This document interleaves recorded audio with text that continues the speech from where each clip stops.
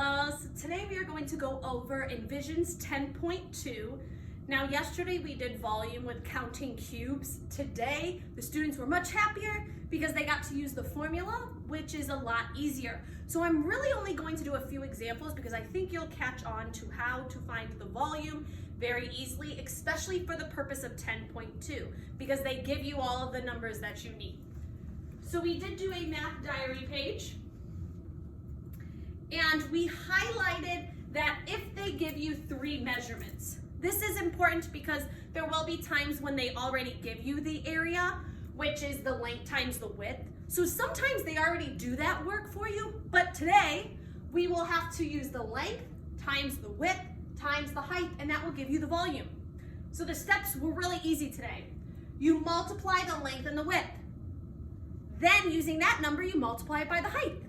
So some examples that we did in our math diaries, I will do for us on the page. We did 3 in our math diaries, and then we probably did about 10 more in our math books. So I like to write out the equation as well. So here we have a rectangular prism. My length is 5 centimeters, my width is 6, and my height is 10. Now I did explain to the students sometimes, length, width, height, length, width, height, you're multiplying. So you can do it whichever way makes sense for you. So that's all you do.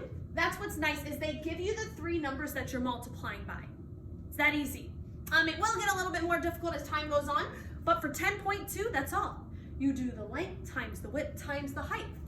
So I have 5 times 6 is 30. Bring down my times 10.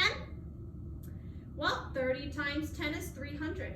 So my answer is 300 centimeters, and I know it's centimeters because it says it right here, and then cubed. So we do put that little 3 for volume. A little 2 is for area, and how I like to remember it is when you're finding the area, you're only multiplying 2 numbers. When you're finding the volume, you're multiplying 3 numbers, so it gets a little 3, or it's a 3D shape. So just kind of some ways to help them remember to put our cubic sign there. Now for number 2, length times width times height. So once again, and it doesn't matter what order you do it in, you will still get the same answer every time. So for this one, 6 times 7 is 42. So 42 times 5. 5 times 2 is 10.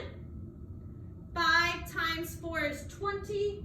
Plus 1 is 21. So that means, now this time it was inches cubed, and I know it was inches because it told me. So like I told the students, what that means is I could put 210 inch cubic blocks in here, and I would need 210. The one above, I would have needed 300 of those little cubes from yesterday. Those were centimeter cubes. You would have needed 300 of those. So I'm trying to show the students the size of these boxes. They're very large boxes. So once again, you just multiply length times width times height. So I will probably do 6 times 5, which is 30, because that's a little bit easier. And you can do that. I like to get zeros at the end because that makes it easier to multiply. So now I can do 8 times 3, which is 24, and bring my 0 with me. So my answer is 240 inches cubed.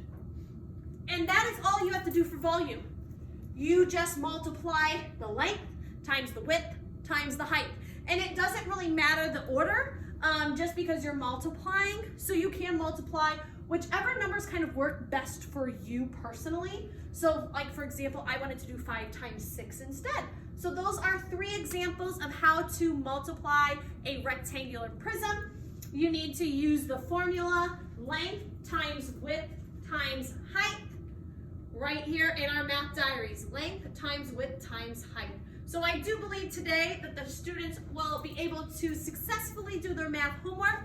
It would just be sometimes the multiplication gets a little bit tricky if they get larger numbers, but otherwise, that is how you do volume.